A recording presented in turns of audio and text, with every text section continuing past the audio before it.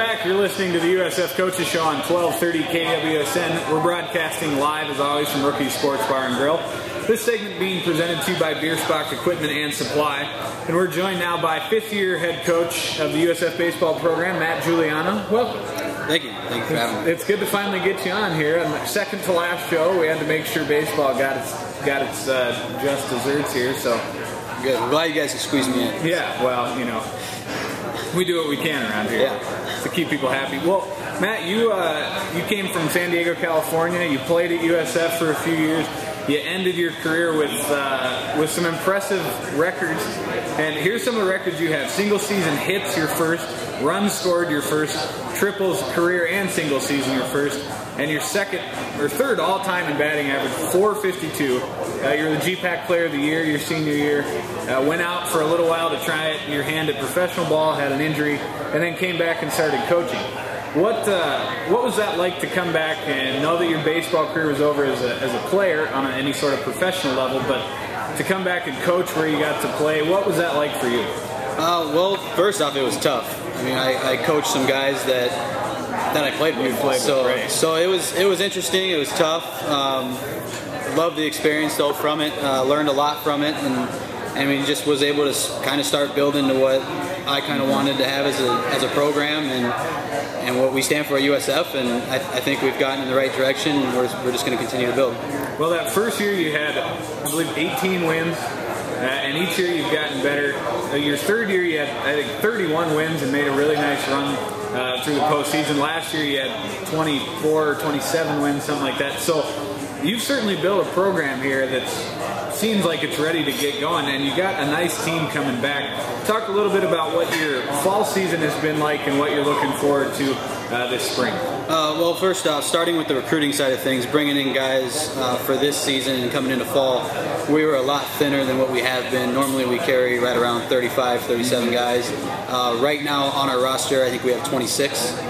And a lot of it was basically from the transition from NAI to Division II, right, with scholarshiping and all that good stuff. But I mean, it doesn't take away anything from the guys that we do have. We're really excited about the season. Injuries are going to be a big role this year. We got to keep guys healthy. Very thin on the mound. I think we have 9 active pitchers that are strictly pitchers. So you get into a long weekend. I think our second weekend in the year we play 6 games in 3 days. So that it could be tough on us. Yeah. But this fall was good. It was exciting to see. We got a couple of freshmen that came in, transfers that opened my eyes a little bit, and I think opened up the team's eyes. And we got something here that came in. And as long as we stay healthy, like I said, I think we should be pretty competitive. We've got 20 guys coming back, 7 position players, and all 4 of your starting pitchers are back. That's got to be a huge thing as a coach, just kind of a weight off your shoulders to know that you have guys with experience and guys who know your system. Yes. Like you said, we got our starting pitchers are back. Our main core of guys are back. We're excited. We're excited to see what Nichols can do. Brady Knowles, Derek Fisher. I mean, he was a freshman last year, did great for us. Now he's in his sophomore year. We'll see how he can pull through for us. First couple weekends, he actually might get moved to the pen, just trying to slowly come back with his arm. He had a little arm issue. Again, talking about keeping guys healthy, so we don't want to push him back too quick. But yeah, the pitching is going to be huge for us. Our pitchers, our starters definitely need to go 5-6 innings minimum. It's a tall order for them, but I think they're up for it, and we're excited to see it. Is that something, Coach, where guys get better as the season goes on from a pitching standpoint or whatever it may be, but specifically the pitchers? Is that something you can count on right away, guys that are in shape through your off-season workouts coming in to do 5, 6, 7 innings in a game? Well, early on you usually try to keep them down. Right now our pitching coach, Matt Bowman, last year, for example, we went into it with an 80 pitch count, just right out of the gate. We had the pitching to do that, though. This year's been a little different. We got them going a couple weeks earlier.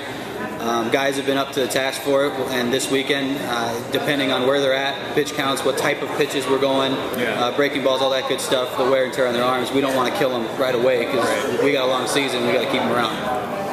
Well, Coach, you got obviously the D2 transition here. This is the last year of this. Have you already noticed an impact on that? As far as like recruiting wise and everything, I mean the transition has been good for recruiting. Opens up doors we maybe wouldn't have gotten in before. Look at guys maybe we couldn't have talked to before. The competition, I mean, you can tell the teams we're looking at getting ready to play, Regis, for example, this weekend, they're going to be tough. I mean, it's just a grinding schedule, and you see the Division II stuff, and it opens your eyes a little bit. I mean, it's nothing against the NAI or anything. The GPAC was great, but it's just, it's every single weekend you have somebody to get ready for. Well, that's a good segue, Coach, into looking at the schedule here. And you had the ability to kind of structure your own schedule, how you wanted it, look at who you wanted to play and what teams you wanted to try and get. And you didn't shy away from picking a tough schedule. You guys, I think you traveled to 7 different states. You play a team that was the 2011 NAI National Champion in Concordia, Irvine out in California. And then you got some NSIC. You playing USD or SDSU. We have SDSU in midweek. So you're playing all the way from NAI up to Division I level. When you set out to build this schedule, what were you looking for? Competition, the best competition we can get on the schedule, and I think that's what we got. I mean, we have a tough schedule. It's, again, Regis. I mean, William Jewell making the transition with us. They were a top program in the NAI. They're going to be someone that's going to make noise in the NCAA, I believe. And you have Minnesota State Mankato coming down. Usually, I think right now they're preseason top 10 in the nation. Winona was national runner-up last year at Division II. They're coming into town to end the year for us. We just have a lot of quality teams. Concordia, Irvine, Augustana. I mean, we're playing some teams that were in that conference tournament. I mean, Augustana is a great program, and we have them 4 times on the schedule. And all this in-town stuff, it's going to be exciting to play them. But we're definitely we're in it. We'll see what happens. I mean, it's hard for me to sit here and say we're going to have a winning season when you look at the schedule. It's just, you got a lot of great teams out there, and we're just going to compete.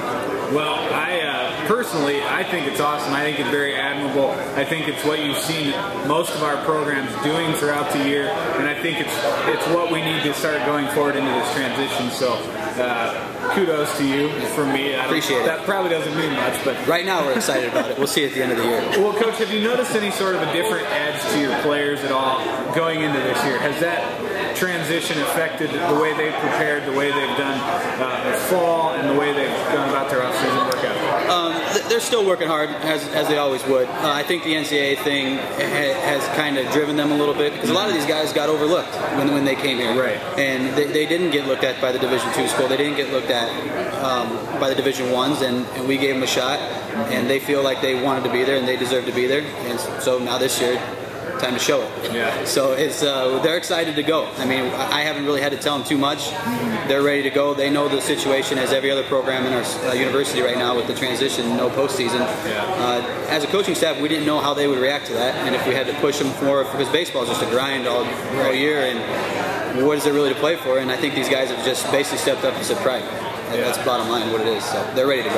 Well, I'll be excited to watch it. I haven't gotten to come out and watch a baseball game in a while. So, and you have a nice home schedule, and I forgot to add up how many games you have, but Harmondon will host some nice games out there for you guys. Yes, they will. And I think what some of these schools did to me is we do count as an in-region team, and they wanted to go on the road and get a couple wins. So that's how I was able to get them at our place. But we're planning on giving them back a couple losses too. So. Well, Coach, I don't know if you've watched film much on those other teams, or if you've gotten to see the NSIC teams or some of the Division II, but what do you think will be the biggest difference in terms of on-the-field competition and on-the-field differences between NAI and Division II? Consistency. I think every level you move up, it's all about consistency. Pitching is always around the zone a little bit more, less walks, just better whip. You have it's better hitters. I mean, the defense is more consistent. I mean, I think if you just look at that all around, that's what it comes down to, is the consistency. Well, you got your first road trip coming up, your first games this weekend. You go to Denver, you're facing Regis University and a couple of other schools, and I lost my place. Oh, and then you also have Missouri Southern, and then you go to Kansas, Pittsburgh. You guys are going to rack up the miles this season. We will, as a lot of our programs have at USF this year. We like to get south at USF, especially for baseball right away. We go south. I mean, every schedule I've tried to put together is those early games are very important. I mean, yes, you can schedule local ones. It's a coin toss whether you're going to play them with weather. You go south, yes, weather's still an issue sometimes, but you have a better shot at playing down there. So at USF, we try to get south and get our games in. Well, you got to have your first, and I read an article that said in your 7 years of being associated with the program, this was the first time you got to have your first practice outside. Yes, January 10th. It was interesting. This year with all the rules and everything, if we were back in NAIA rules, I mean, our fall ball would have went quite a bit longer with the way the winter was. But this year, yes, we were able to get outside January 10th. Guys were really excited about it. We didn't even really hold a really instructional practice. It was just get out there and get on the field and have some fun with it a little bit. We did a little bit of an inter-squad type thing, and guys are ready to go.